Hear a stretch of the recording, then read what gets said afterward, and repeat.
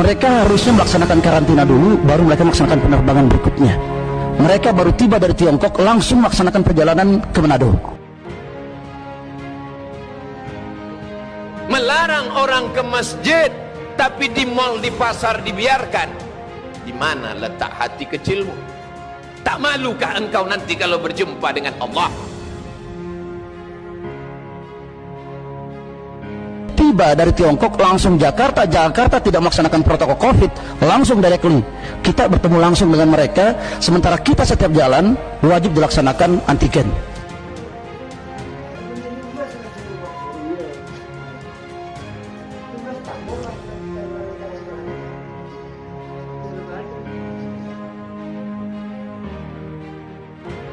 Geram setelah mengetahui kabar adanya tenaga kerja asing atau TKA asal Cina masuk ke Indonesia di tengah penerapan pemberlakuan pembatasan kegiatan masyarakat atau PPKM darurat.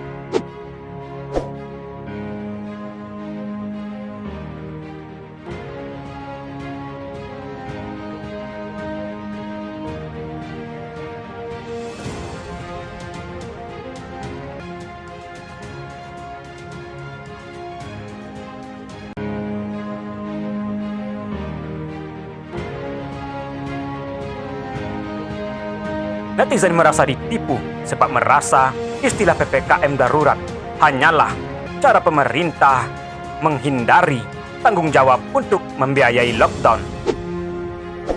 Sederhana saja, mau diganti PSBB, mau diganti apapun, pemerintah ini tidak punya legal reason dan pemerintah menghindari tanggung jawab.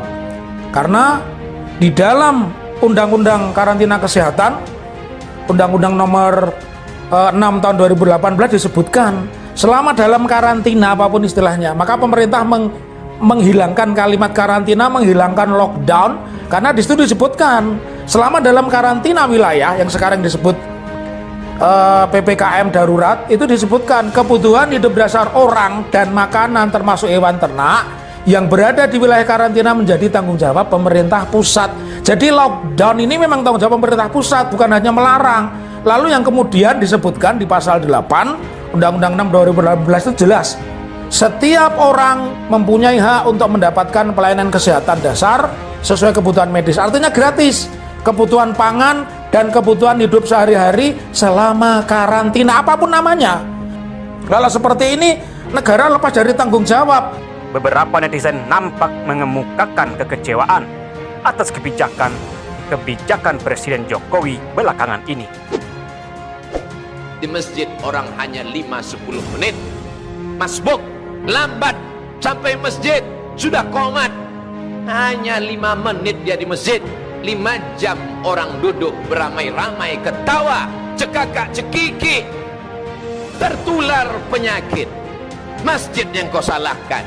Tak malukah engkau nanti menyebut nama Allah, menyebut Rasulullah, padahal tempat ini yang dipanggil Allah, dipanggil Rasulullah sallallahu alaihi wasallam. Tetap jaga protokol kesehatan, tapi jangan sampai meninggalkan ibadah kepada Allah subhanahu wa ta'ala. Tetap cuci tangan.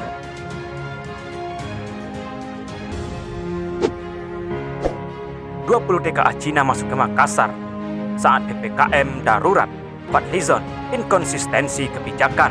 Anggota Komisi 1 DPR RI, Fadlizon, geram setelah mengetahui kabar adanya tenaga kerja asing atau TKA asal Cina masuk ke Indonesia di tengah penerapan pemberlakuan pembatasan kegiatan masyarakat atau PPKM darurat. Seperti diketahui, tersiar kabar sejumlah TKA asal Cina telah masuk ke Indonesia. Terdapat sekitar 20 TKA yang masuk melalui Bandara Internasional Sultan Hasanuddin Makassar, Sulawesi Selatan pada Sabtu malam. Menurut dia, masuknya TKA Cina tersebut maka menunjukkan adanya inkonsistensi kebijakan yang dijalani oleh pemerintah selama ini.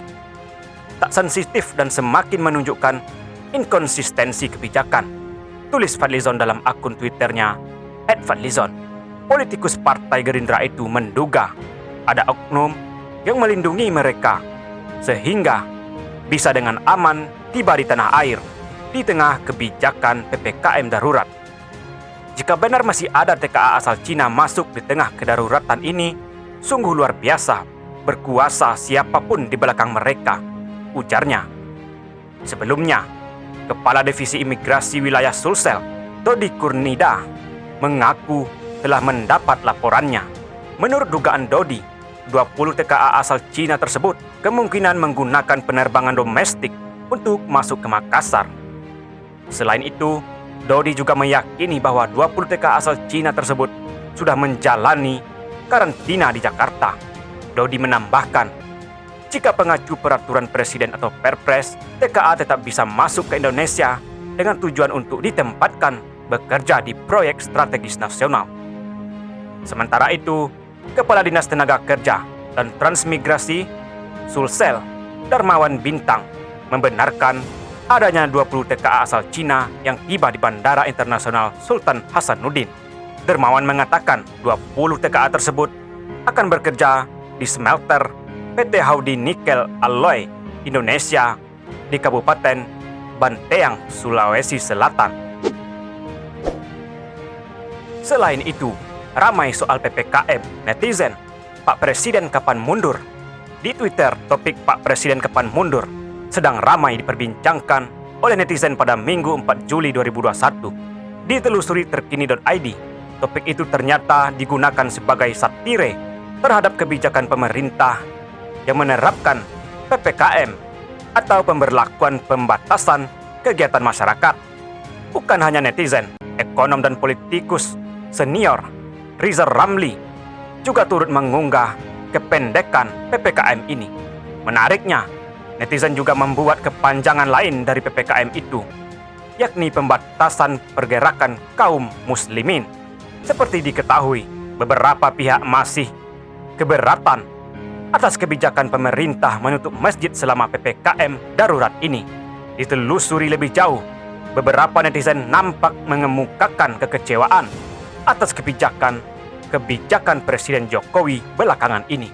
Netizen merasa ditipu sebab merasa istilah PPKM darurat hanyalah cara pemerintah menghindari tanggung jawab untuk membiayai lockdown. Di saat yang sama, pemerintah juga masih terus melanjutkan pembangunan ibu kota baru. Artinya mau memakai istilah apapun, ya PPKM, PSBB, apapun itu tanggung jawab negara. Negara jangan berlepas tangan, ya. Jadi jangan membunuh warga negara Indonesia secara perlahan-lahan dengan membuat aturan dan negara melepaskan tanggung jawab mengeluarkan duitnya mengganti istilah itu tersebut.